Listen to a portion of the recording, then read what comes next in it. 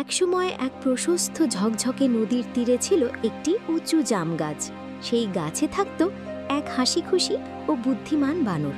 সে ডালে ডালে দোল খেয়ে খেলা করত একা একাই, কারণ তার সঙ্গে খেলার মতো কোনো বন্ধু ছিল না।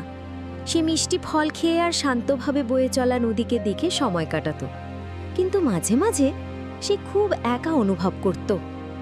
এমনই একদিন এক গরম দুপুরে একটি কুমির সাঁতরিয়ে এসে গাছের নিচের তীরে উঠল। কি হয়েছে তোমার?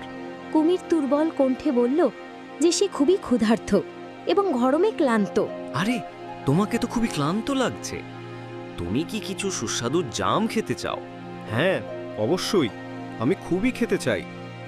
বানর গাছের সবচেয়ে পাকা পাকা জামগুলো তুলে কুমিরের দিকে ছুঁড়ে দিল। কুমির জামগুলো খুব পছন্দ করল এবং তাড়াতাড়ি খেয়ে শেষ করে ফেলল। এ তো আমার জীবনে খাওয়া সবচেয়ে সুস্বাদু ফল। ধন্যবাদ বন্ধু। সেদিন থেকে তারা খুব ভালো বন্ধু হয়ে গেল। তারা গাছের নিচে একসঙ্গে খেলতো, জাম খেত আর সব আনন্দ ভাগ করে নিত। একদিন কুমির কিছু জাম বাড়িতে তার স্ত্রীর জন্য নিয়ে গেল। কুমির তার স্ত্রীকে বানরের সঙ্গে তার বন্ধুত্ব সব গল্প বলল, কিন্তু খুশি হওয়ার বদলে তার স্ত্রী হিংসা অনুভব করতে লাগলো। যদি ফল এত মিষ্টি হয়, তবে একবার ভাবো ওই বানরের হৃৎপিণ্ডটি কতটা মিষ্টি হবে। স্ত্রীর কথা শুনে কুমির অবাক হয়ে গেল। সে চুপচাপ সেখান থেকে চলে গেল, কিন্তু তার স্ত্রী হাল ছাড়ল না। বারবার সে কুমিরকে বানরের হৃৎপিণ্ড এনে দিতে বলল। অবশেষে তার স্ত্রী অসুস্থতার ভান করে বলল, একমাত্র শুধু বানরের হৃৎপিণ্ডই তাকে সুস্থ করে তুলতে পারবে। কুমির বুঝতে পারছিল না সে কি করবে।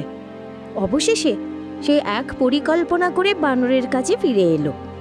আমার স্ত্রী তোমাকে আমাদের বাড়িতে আজ আমন্ত্রণ জানিয়েছে। সে আমার প্রিয় বন্ধুর সঙ্গে একবার দেখা করতে চায়। বানর খবরটি শুনে খুবই খুশি হলো এবং সঙ্গে সঙ্গে গাছ থেকে লাফে নামলো। কোনো কিছু সন্দেহ না করে সে কুমিরের পিছে চড়ে বসল। কিন্তু নদীর মাঝপথে এসে কুমির আর সত্য লুকিয়ে রাখতে পারল না। আমার স্ত্রী, সে তোমার হৃৎপিণ্ড খেতে চায়। বানরও শান্তভাবে উত্তর দিল। আরে বন্ধু, তুমি আগে বলনি কেন? আমি আমার হৃৎপিণ্ড তো ওই জাম গাছে রেখে এসেছি।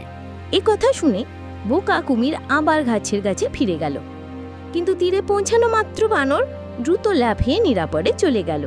অকৃতজ্ঞ কুমির, তুমি আমাকে ঠকাতে চেয়েছিলে। কুমির লজ্জায় মাথা নত করে নিল।